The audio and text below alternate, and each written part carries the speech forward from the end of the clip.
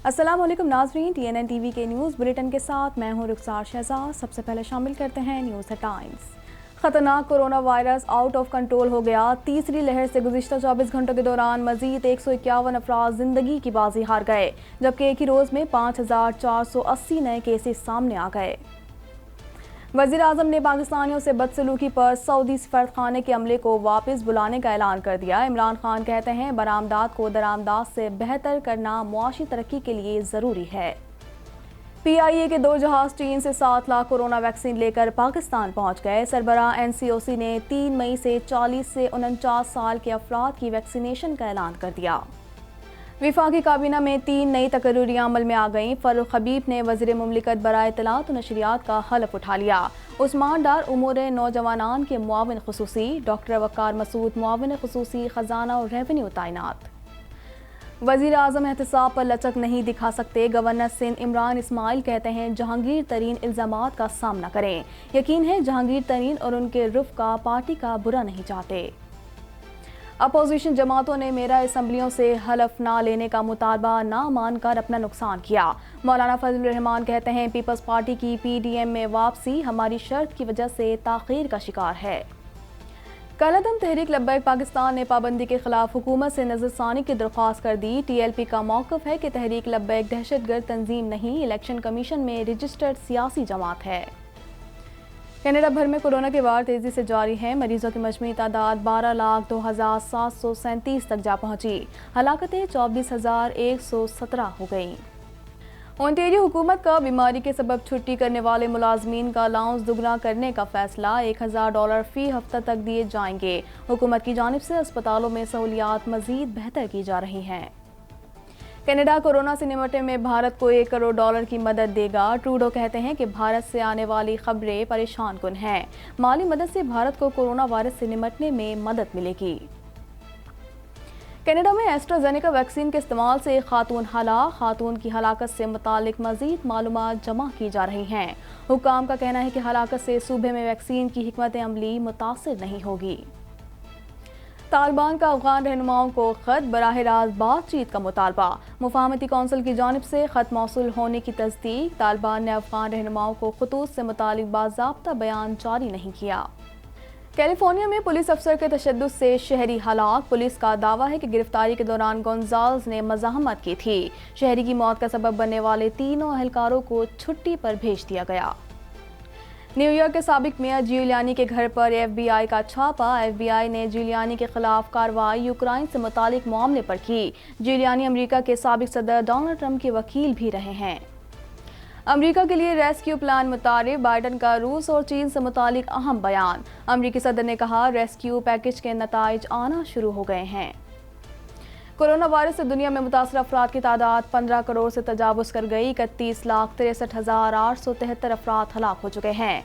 भारत में मौत सस्ती और जिंदगी महंगी हो गई।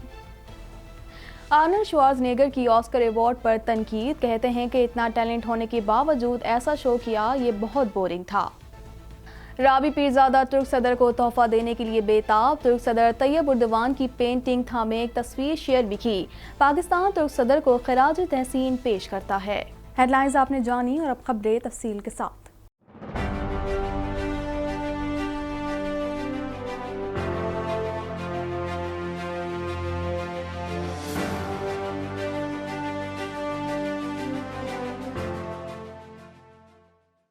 कोरोना वायरस से 151 अफराद जाँ बहक हो गए, जिसके बाद अमवात की तादाद 17,680 हो गई।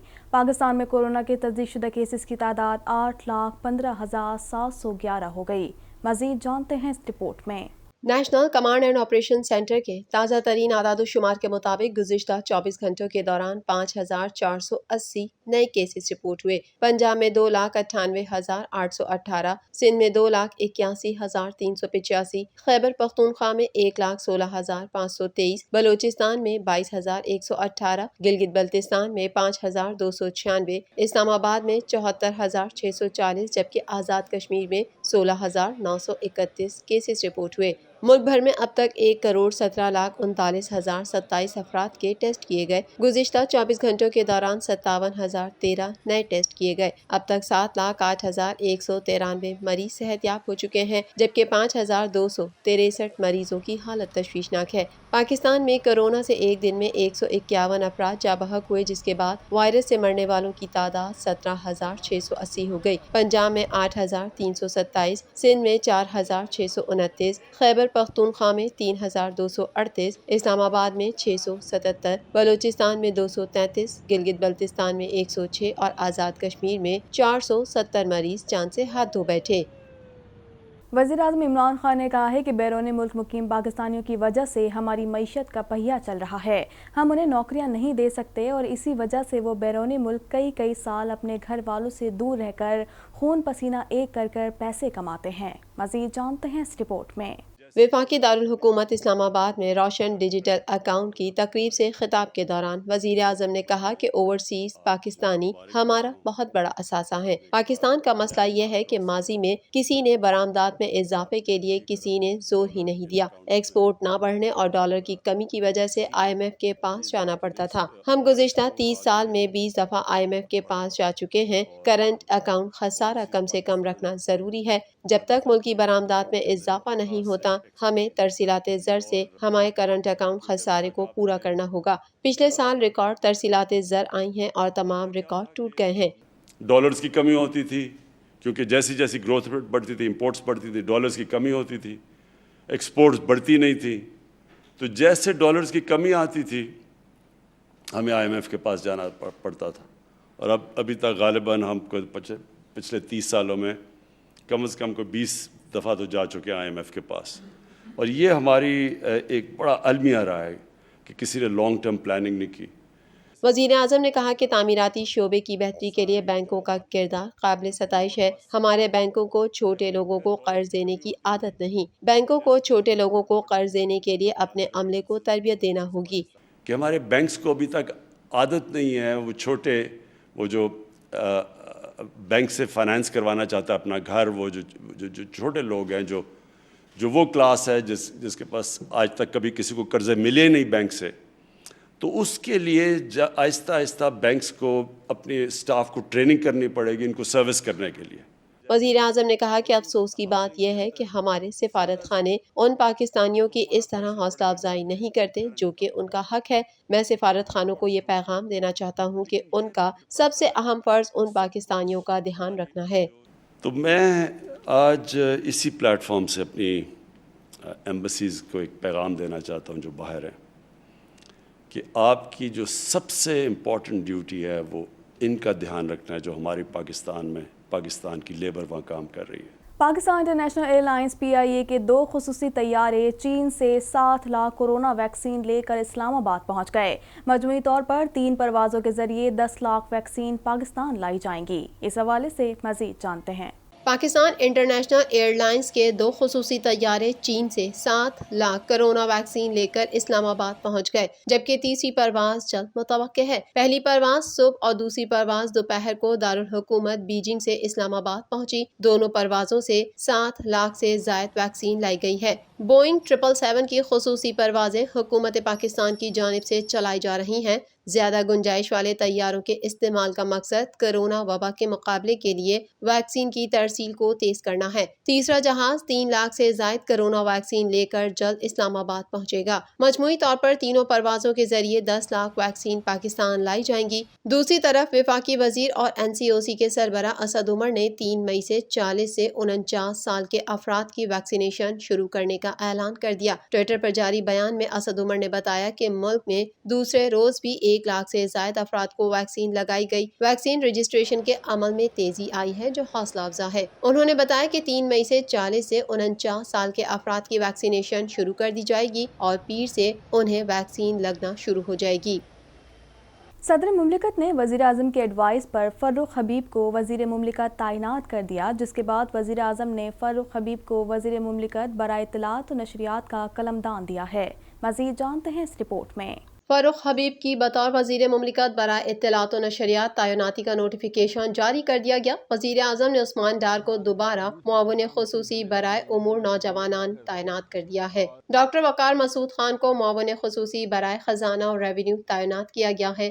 صدر مملکت نے وزیر اعظم کی ایڈوائز پر فاروق حبیب کو وزیر مملکت تعینات کر دیا، جس کے بعد وزیر اعظم نے فاروق حبیب کو وزیر مملکت برائے اطلاعات و نشریات کا قلمدان دے دیا ہے۔ فاروق حبیب نے وزیر مملکت کے عہدے کا حلف اٹھایا تھا۔ وزیر اعظم عمران خان نے عثمان ڈار کو دوبارہ معاون خصوصی برائے امور نوجوانان تعینات کر دیا ہے۔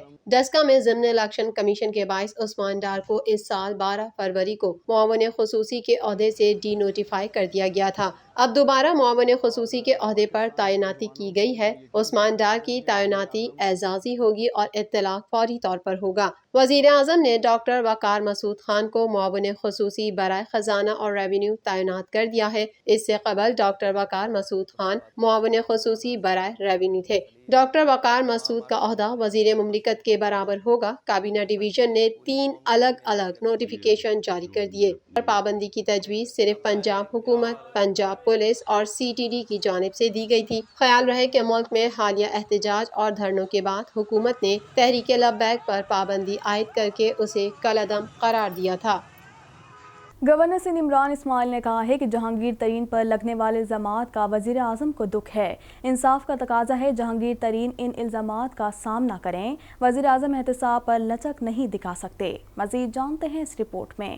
گورنر سندھ عمران اسماعیل نے کہا ہے کہ جہانگیر ترین پر لگنے والے الزامات کا وزیر اعظم کو دکھ ہے۔ انصاف کا تقاضا ہے جہانگیر ترین ان الزامات کا سامنا کریں۔ وزیر اعظم احتساب پر لچک نہیں دکھا سکتے۔ کراچی میں پریس کانفرنس سے خطاب کرتے ہوئے گورنر سندھ عمران اسماعیل نے کہا کہ جہانگیر ترین وزیر اعظم کے قریبی ساتھی رہے ہیں۔ یقین ہے جہانگیر ترین اور ان کے رفقا پارٹی کا برا نہیں چاہتے۔ علی ظفر پر جہانگیر ترین نے اعتماد کا اظہار کیا۔ وزیر اعظم صاحب کو انتہائی افسوس اور دکھ اس بات کا تھا کہ جو الزامات لگے ہیں جہانگیر ترین کے اوپر، جس کی وہ انکوائری اس وقت چل رہی ہے اور وہ جس کو بھگت رہے ہیں، اس کا وزیر اعظم کو دکھ ہے۔ لیکن وہ یہ جانتے ہیں کہ جہانگیر ترین صاحب اس انکوائری کا الزامات کا اسی طرح سامنا کریں گے جیسے کہ اپوزیشن کا کوئی شخص سامنا کرتا ہے۔ انہوں نے کہا کہ پاکستان کے معاشی حالات بہتری کی طرف جا رہے ہیں۔ بھارت کے ساتھ تعلقات بہتر ہونے کے امکان بڑھ گئے ہیں۔ چاہتے ہیں افغانستان سے امریکی فوج کے انخلا پر ہمسایہ ممالک ساتھ ہوں۔ آنے والا وقت پاکستان اور قوم کے لیے بہتر ہونے والا ہے۔ پاکستان کو خوشحالی کی طرف لے جانے پر اپوزیشن گھبرائی ہوئی ہے۔ ایران سے ہمارے تعلقات جو ہیں وہ مزید بہتر ہو جائیں۔ ہندوستان سے ہمارے تعلقات بہتر ہونے کے چانسز بڑھ گئے ہیں، کیونکہ ہم چاہتے ہیں کہ جب افغانستان سے انخلا ہو فوجوں کا، افواج کا، تو اس وقت ہماری جو نیبرنگ کنٹریز ہیں ساری کی ساری وہ ہمارے دوستوں میں شمار ہوں، نہ کہ ہماری بارڈر پہ ہمیں ٹینشن شروع ہو جائے۔ پاکستان ڈیموکریٹک موومنٹ PDM کے سربراہ مولانا فضل الرحمان کا کہنا ہے کہ ANP کی قیادت کو کسی دباؤ کی وجہ سے اتحاد سے علیحدگی کا اعلان کرنا پڑا۔ اگر پیپلز پارٹی PDM میں واپس آ کر ہمارا موقف تسلیم کر لے تو ہم سینٹ میں ان کے اپوزیشن لیڈر کو بھی تسلیم کر سکتے ہیں۔